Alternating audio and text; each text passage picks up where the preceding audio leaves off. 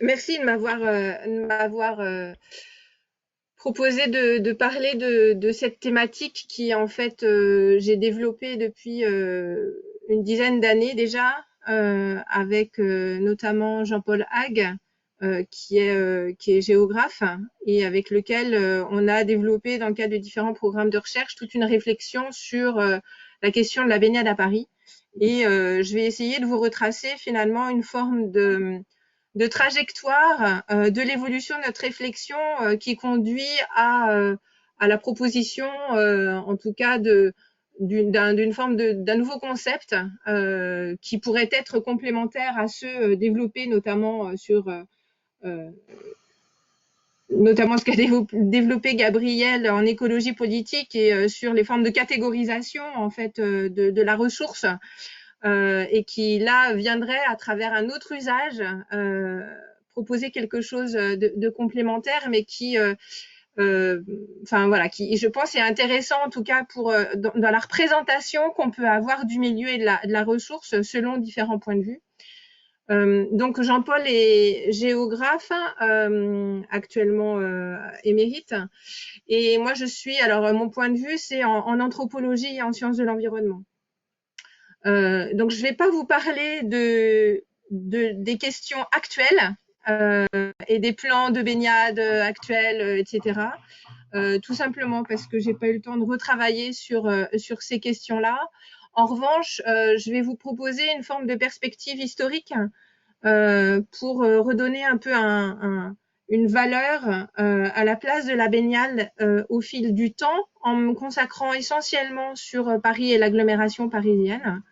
Et pour répondre à un certain nombre d'enjeux et de réflexions qui soient d'ordre politiques, sociaux, environnementaux, tout au moins ouvrir la réflexion sur différentes questions.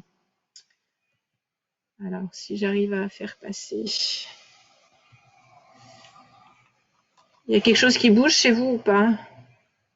Non. Voilà. Donc, en fait, de façon un peu globale, finalement, cette réflexion, elle s'inscrit tout d'abord dans une interrogation sur l'histoire de la baignade et de ses pratiques dans la Seine et la Marne, en remontant même jusqu'au XIXe siècle. Et la question initiale était de se dire, est-ce que la pratique de la baignade peut devenir une forme d'indicateur de la perception de la qualité de l'eau au fil du temps? Et donc, vous verrez que voilà, ça c'était un premier point d'accroche qui a été développé dans le cadre du Pirville, notamment en 2011 et années suivantes.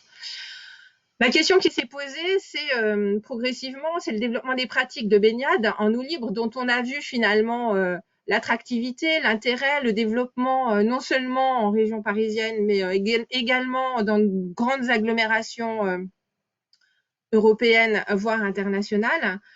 Et du coup, on s'est posé la question de quelle est la prise en compte par le politique, qu'est-ce que ça signifie. Et enfin, ça nous a conduit à nous interroger sur la forme de nouvelle catégorisation qui est davantage anthropocentrée et qui propose de qualifier les rivières urbaines comme une ville baignable, et donc de voir comment ça a été approprié.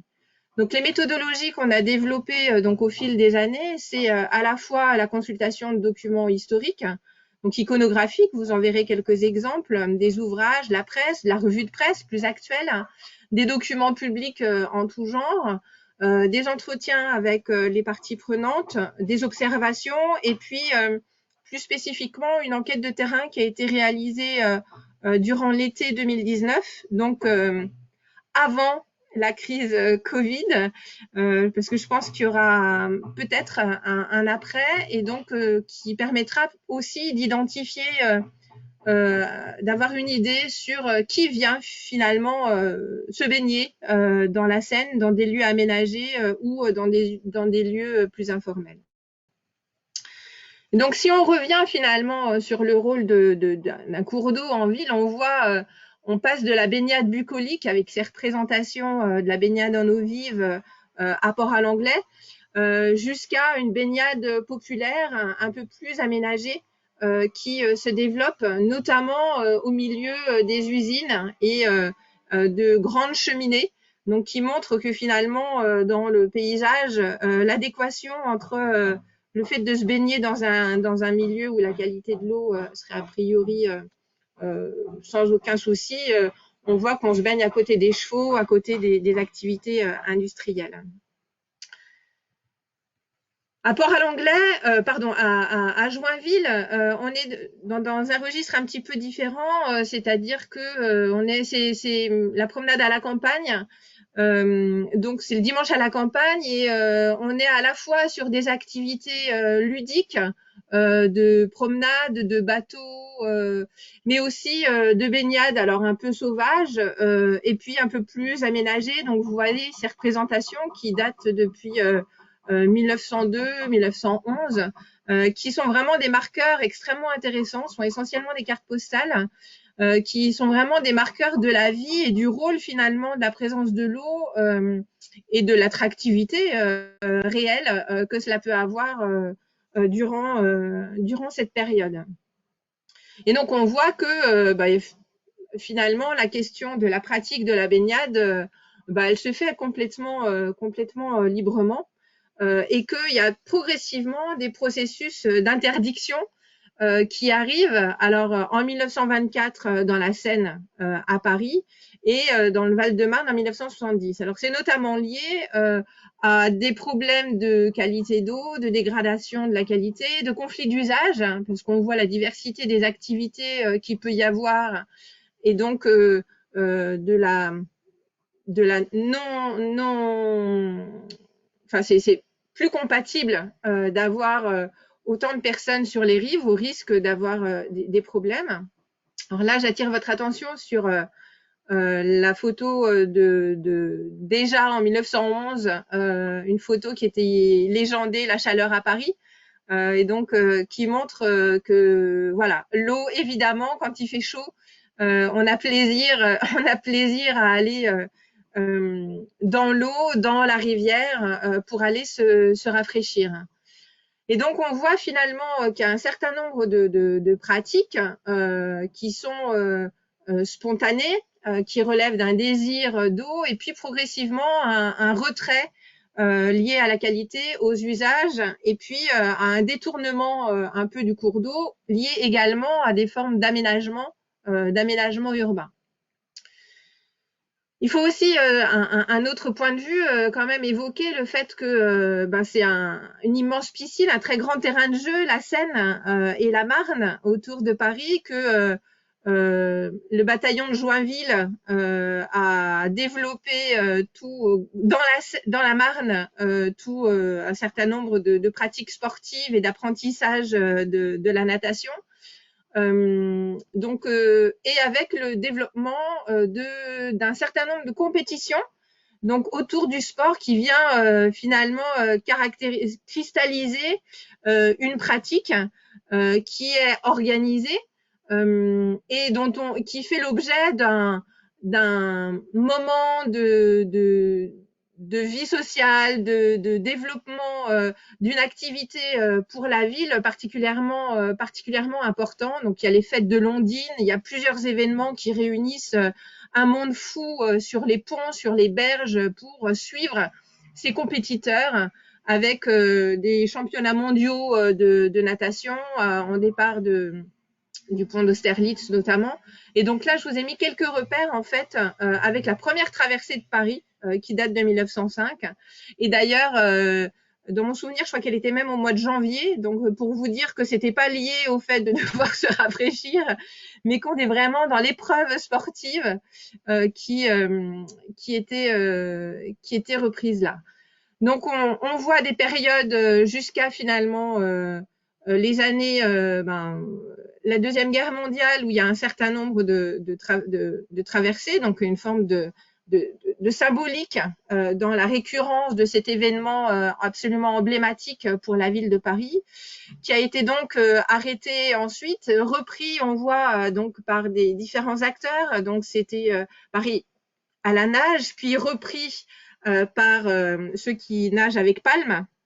Et donc c'est des communautés et des associations différentes.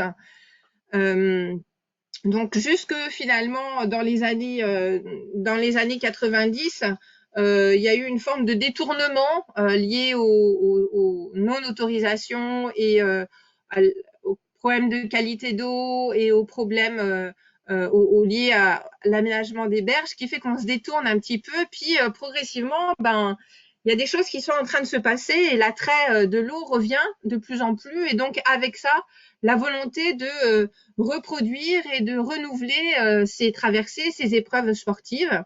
Et donc, avec là encore des conflits d'usage qui sont exprimés par des interdictions d'événements jusqu'à en 2012, notamment 15 jours avant un des événements particulièrement emblématiques qui devait reprendre finalement cette pratique et cette histoire de la pratique de la traversée de Paris qui a été annulée. Alors,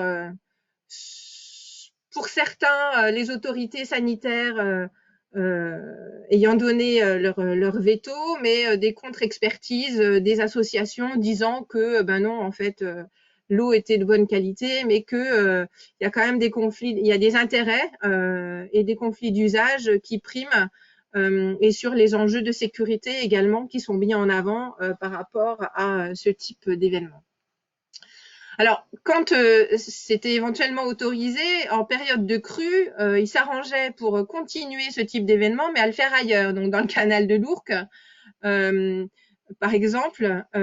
Et donc, voilà, il y a eu un transfert finalement, mais on maintient cet événement dans le milieu en eau libre, mais on le change de lieu tout en restant sur le territoire. Donc, on est dans un contexte finalement vers une renaturalisation des espaces urbains. Évidemment, il y a la réouverture des petites rivières urbaines qui là aussi sont des marqueurs de l'intégration de la ville et de la réouverture, la renaturalisation finalement de ces espaces minéralisés. Le besoin de nature de plus en plus exprimé dans l'espace vécu, donc on se tourne davantage vers des milieux, des cours d'eau, des milieux aquatiques, etc. Avec le développement de nouvelles pratiques ludiques, sportives en milieu urbain, donc qui se poursuivent et qui tendent à se développer et qui participent d'une forme de réappropriation de la ville par ses habitants sous des formes variées et parmi lesquelles la baignade sauvage, donc le canal de la Villette. Donc là, vous voyez des illustrations. Et puis, qui sont liées, alors, soit à des périodes estivales de chaleur, etc., mais aussi des moments festifs.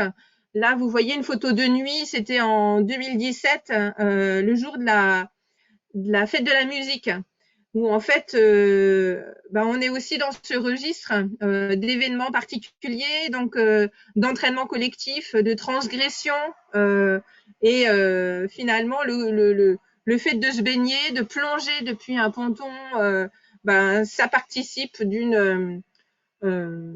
voilà, d'une vie et du développement d'activités de certains types de jeunes, notamment avec une émulation collective bien souvent.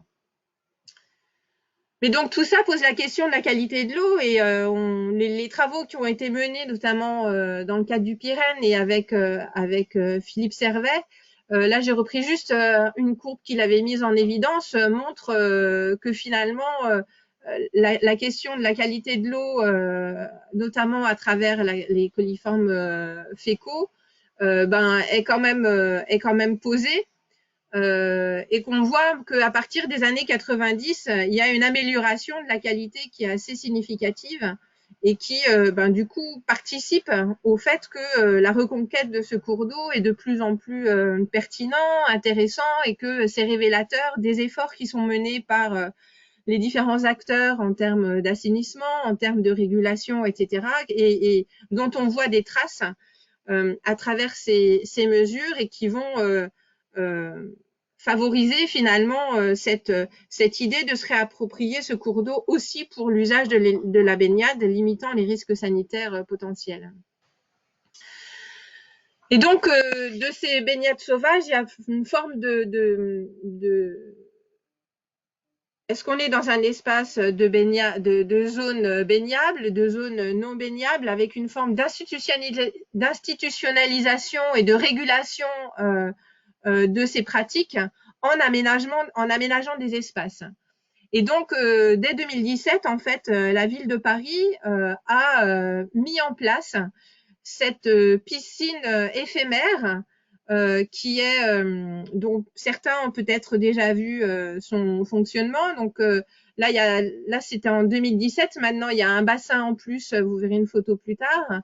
Donc l'eau, donc c'est sur une structure flottante. Il y a juste un système de filtre pour enlever les grosses algues et les gros tout ce qui pourrait venir enfin des déchets ou etc. Mais c'est l'eau du canal.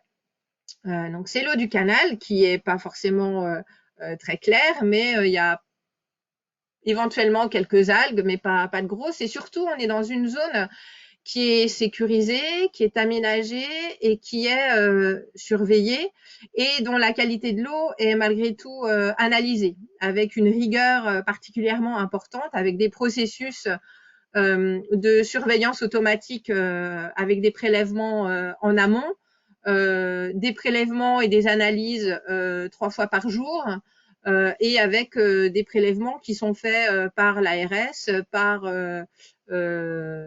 Haute-Paris et par également au sein de la piscine. Donc, pour un suivi particulièrement important, évitant de prendre le maximum de riz et qui conduit à la fermeture ponctuelle de cet espace de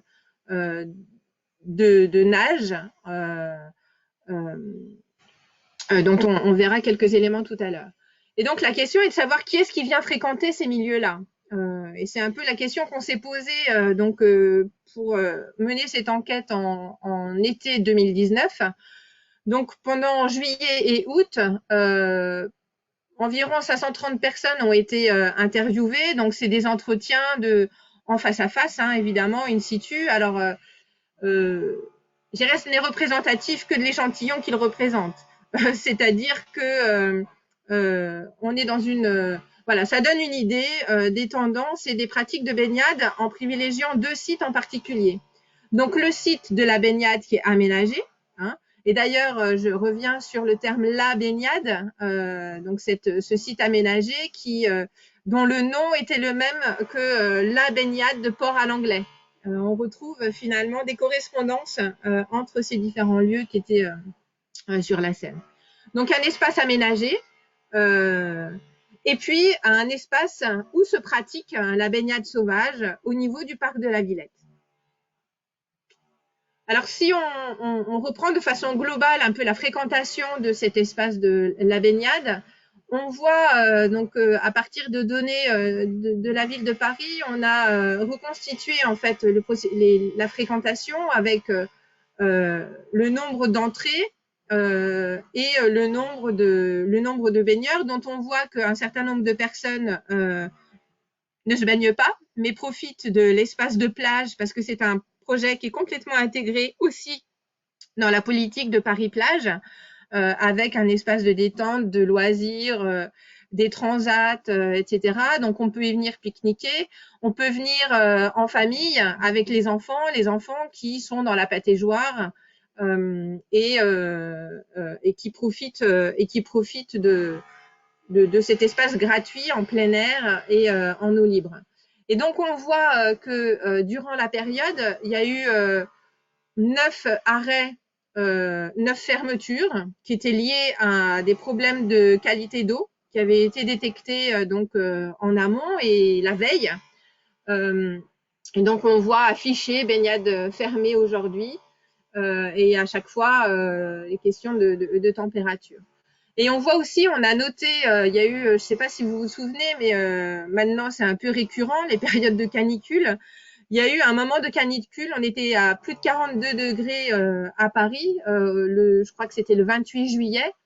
Et donc où là, évidemment, tout le monde était dans l'eau et plus qu'il ne fallait. Donc avec même une impossibilité à accueillir tout le monde dans ce site et un débordement complet autour de ces espaces de façon milieu sauvage, milieu régulé ou etc. Alors, si on s'intéresse rapidement, en fait, c'est une enquête qui aurait dû être présentée lors du colloque sur les métropoles à l'UNESCO alors, c'était quand? C'était l'année dernière ou c'était… Enfin bon, qui n'a pas pu être présentée encore. Donc là, je vous donne quelques éléments. Donc là, vous voyez la photo en fait là, c'était en 2019, pardon, avec 4 bassins. Donc vous voyez en premier plan 2 petits bassins qui sont les pataugeoires, avec des mamans qui sont sur le bord, parce que tout enfant mineur doit être accompagné. Et donc c'est vraiment un espace de jeu pour les enfants. Ensuite, vous voyez le bassin du milieu qui est un petit peu plus profond. Et donc là, où c'est plutôt les jeunes qui y vont, les jeunes ados. Et puis un bassin où là, qui nécessite de savoir nager. Et donc, qui est un petit peu moins fréquenté parce qu'en fait, tout le monde ne maîtrise pas toujours la nage. Et d'ailleurs, les nageurs nous disaient il faut qu'on soit extrêmement vigilant parce que dans l'enthousiasme du collectif, bien souvent, il y a des jeunes qui sautent mais qui en fait ne savent pas nager et donc il faut les récupérer. Et donc la relation au risque est pas toujours évident, ce qui pose d'ailleurs problème au niveau de la pratique dans les espaces sauvages et non surveillés. Donc, les gens qui viennent à la baignade, sont essentiellement, sur l'enquête qui a été menée, des adolescents et des jeunes adultes, dont la majorité, en fait, la moitié, sont des gens qui habitent dans le quartier ou pas très loin, dans le nord-est parisien ou dans les communes avoisinantes. Donc ça, c'est intéressant de voir que ça draine finalement des quartiers où il n'y a pas forcément d'autres alternatives d'aménagement urbain pouvant accueillir aussi ce type de population pour venir se détendre ou etc. Donc c'est un lieu particulièrement privilégié pour ces quartiers-là. Et puis, ce qui était intéressant, c'est de voir que dans l'échantillon, il y avait également beaucoup de touristes, des touristes essentiellement européens. Et d'ailleurs, c'est intéressant parce que ils ont été particulièrement à l'écoute de la publicité qui était faite par la ville de Paris. Et parmi les choses à visiter à Paris, parmi les choses à faire à Paris, eh bien, il y a la baignade. Et donc, un certain nombre de personnes viennent dans ce lieu emblématique avec des représentations d'un Paris avec une approche un peu originale et nouvelle qui valorise finalement la qualité environnementale, la qualité de l'eau, puisqu'on peut se baigner, on peut faire ça à Paris. Donc ça participe de la valorisation de la ville. C'est ce qui en est ressorti.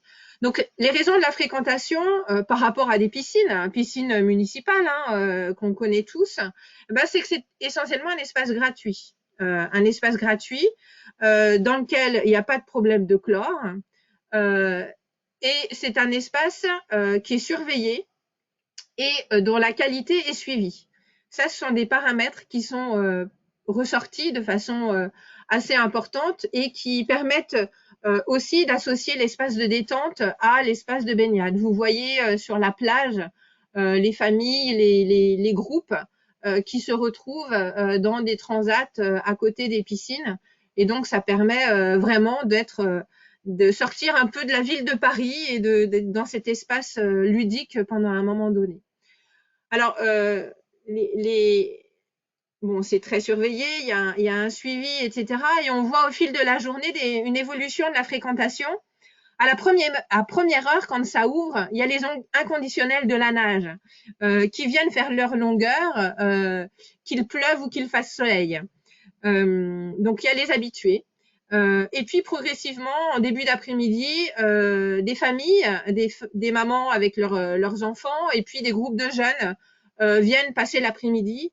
Et plus tard en soirée, il y a des couples ou des jeunes cadres qui viennent à la sortie du boulot et qui se retrouvent dans ce lieu-là pour et là, ça participe finalement de toute la dynamique et toute la vie autour des canal de Lourdes, canal Saint-Martin. On vient prendre l'apéro en se mettant éventuellement les pieds dans l'eau, parfois pas plus, mais en étant dans cette relation, dans une réappropriation finalement des cours d'eau et de la présence de l'eau au plein cœur de la ville. Alors, si on se penche sur cette baignade sauvage qu'on a identifiée donc au niveau du canal du parc de la Villette, alors tout au long du canal, finalement, c'est éventuellement possible, mais l'accès est particulièrement difficile parce que les berges sont assez hautes et donc rend difficile le fait de remonter et de sortir. Donc, en général, il faut être aidé par quelqu'un ou etc. Donc là, vous connaissez ce parc de la Villette, qui est un espace complètement aménagé, d'espace de loisirs avec différentes activités où l'on vient pour passer la journée, pour en famille, en couple, entre amis. Et donc, à proximité de l'eau, il y a des zones qui sont particulièrement recherchées.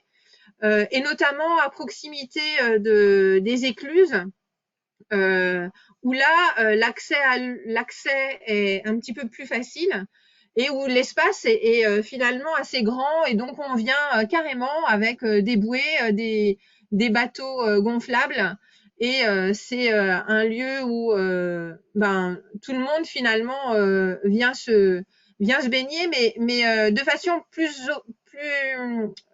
épisodique. C'est-à-dire qu'on vient pas forcément, on vient là pour le lieu. Et éventuellement, certains vont se baigner ou piquent une tête pour une raison ou pour une autre, mais c'est beaucoup moins spécifique que dans le lieu, la baignade où on vient de façon vraiment pour se baigner. Et donc là, la question de la qualité, parce que évidemment, c'est pas forcément ces mêmes personnes qui vont à la baignade, préférant être complètement libres et faire ce qu'ils veulent. En fait, on est lié à la propreté.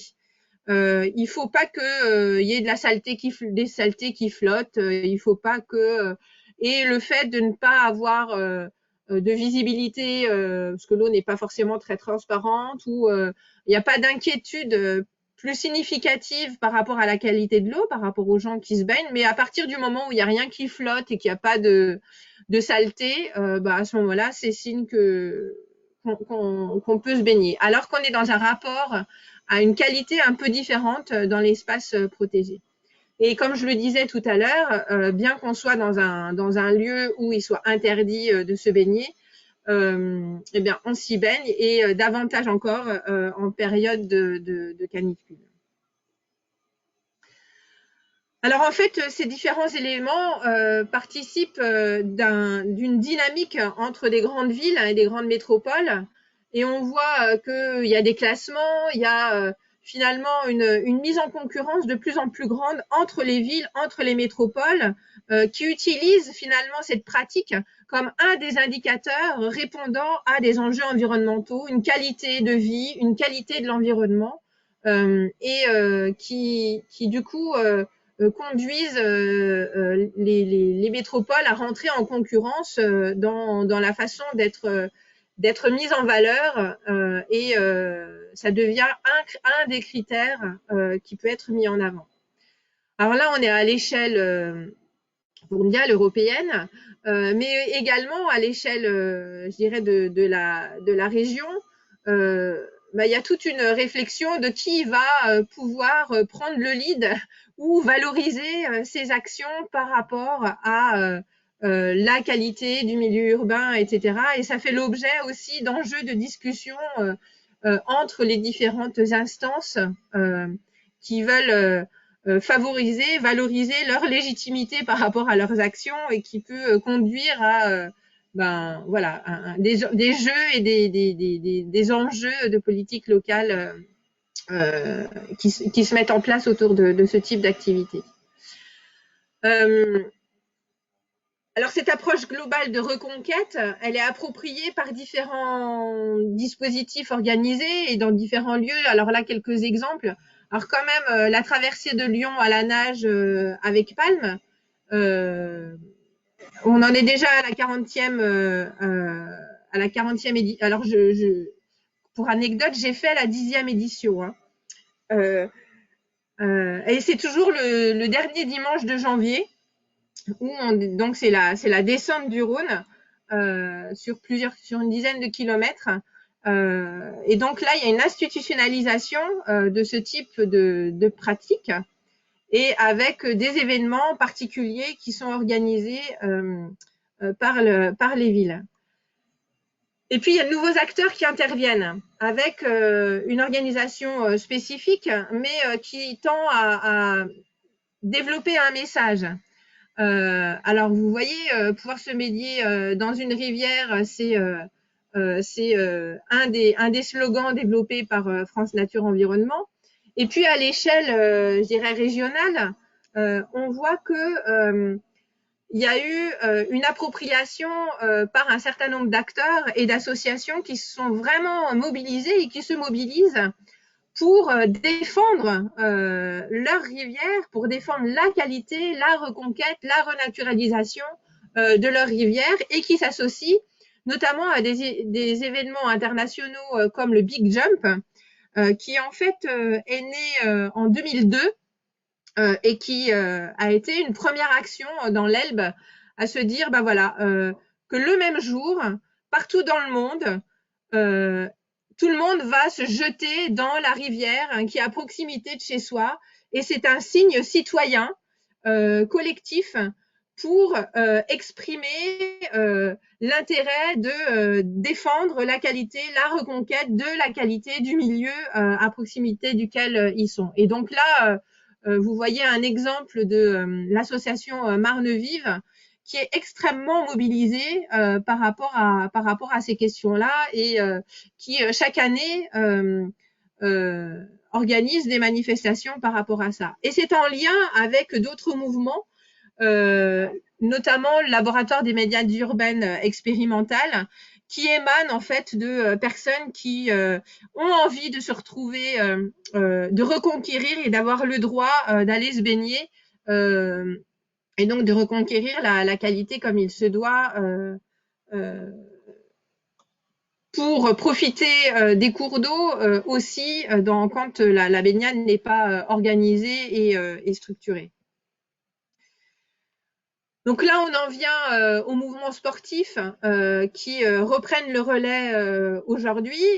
Donc on a vu qu'il y avait des concours de plongeon, des concours de natation, qui étaient alors avec palme, sans palme, qui étaient dès le début du XXe siècle, et là qui reprennent encore plus d'ampleur, notamment à travers la volonté de reprendre pour 2024 finalement la possibilité d'avoir un certain nombre d'événements et des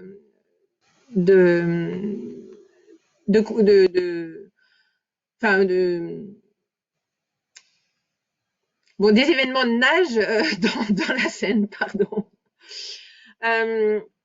Et j'ai mis la pratique de la nage particulièrement, la pratique de la nage se fait de façon régulée, mais aussi en clin d'œil est arrivé dimanche dernier Arthur Germain, qui est le fils d'Anne Hidalgo, qui en fait descend à la nage la Seine et qui est arrivé à Paris dimanche dernier. Et donc j'ai trouvé, voilà, là c'est un tweet qui a été posté, mais qui je trouvais assez intéressant de voir le lien entre voilà, des initiatives individuelles, des enjeux politiques manifestes qui sont à l'échelle globale, qui finalement ont plus de frontières et qui concernent tout le monde dans le rapport à la ressource et dans le rapport à la reconquête des cours d'eau. Et donc, dans ce cadre-là, évidemment, la ville de Paris a identifié un certain nombre développer un projet de territoire avec différents sites qui avaient été identifiés pour proposer des espaces de baignade en eau libre. Donc, j'irai pas plus loin par rapport à l'avancement des réflexions et à l'avancement des projets d'aménagement, d'amélioration, etc. Mais juste pour revenir finalement, ces différents actes politiques viennent répondre à une volonté d'une réappropriation par le politique et que la baignade devient un symbole de gouvernance environnementale qui est ancré depuis un petit moment. Et là, je vous ai repris quelques verbatims. La citation de Jacques Chirac, qui là, c'est celle de 1990, mais qu'il avait énoncée la première fois en 1988 dans le cadre de sa campagne électorale. Bon, finalement, je crois pas qu'il soit baigné dans la Seine. En tout cas, ça n'a pas été communiqué comme il aurait souhaité que ce le soit s'il l'a fait. Et puis, progressivement, on voit que la baignade, on passe de la reconquête d'une qualité d'eau par des efforts techniques, une reconquête de l'environnement, mais aussi un objet social, populaire, festif, particulièrement important et qui doit être déployé à l'occasion d'événements internationaux comme finalement ambassadeur de la qualité de vie, de la qualité d'un milieu, d'un environnement et donc de la valeur que ça peut donner davantage encore à une ville. Donc c'est en ce sens que l'ensemble de ces éléments-là nous ont conduit avec Jean-Paul à proposer une forme de définition de ce qu'on pourrait entendre par ville baignable, comme une agglomération urbaine qui a mis en place une politique publique de gestion des milieux aquatiques et développé des dispositifs techniques assurant une bonne qualité sanitaire et environnementale de ces cours d'eau, canaux, bassins, et permettant un accès sécurisé à la baignade en eau libre, afin de contribuer à la valeur territoriale urbaine et d'offrir à ses habitants un cadre de vie qui réponde à leurs attentes. Alors, un joli programme qui a malgré tout un certain nombre de limites par rapport à ce processus de catégorisation politique, finalement, des masses d'eau qui est complètement anthropisé et qui pose la question de la prise en compte exclusive de la contamination microbienne au regard des enjeux environnementaux, de la mise en place d'un dispositif de design urbain, mais l'interrogation est de se dire jusqu'où va-t-il dans la prise en considération, la préservation à la fois des enjeux globaux, environnementaux et globaux et intégrés. Évidemment, ça devient un objet de marketing urbain et ça, on l'a vu. Et dans certaines villes, notamment à Londres aussi, où il y a eu des installations d'artistes qui sont en lien avec la valorisation de ces espaces de baignade. Et puis, est-ce que c'est pas un simulacre socio-spatial de la naturalité en ville, donc recréer une forme de naturalité bien maîtrisée. Donc, ça pose la question aussi de la compatibilité avec la prise en compte de la biodiversité des milieux aquatiques. Est-ce que c'est compatible ? Et donc, finalement, d'interroger la durabilité de la ville ou la ville durable à travers la baignade. C'est-à-dire que c'est une approche qui valorise le bien-être, mais on peut s'interroger sur la dimension. Enfin voilà, qu'est-ce que ça signifie ? Enfin, c'est complètement ouvert. Qu'est-ce que ça signifie finalement par rapport à la notion de développement durable, à la notion de durabilité par rapport à cette pratique. Voilà, je vais m'arrêter là et donc vous confirmez que la baignade sera ouverte à partir du 10 juillet et que donc vous pouvez y aller en toute sécurité et soyez prudents Et ne prenez aucun risque dans toute baignade sauvage, même si elle a son charme aussi.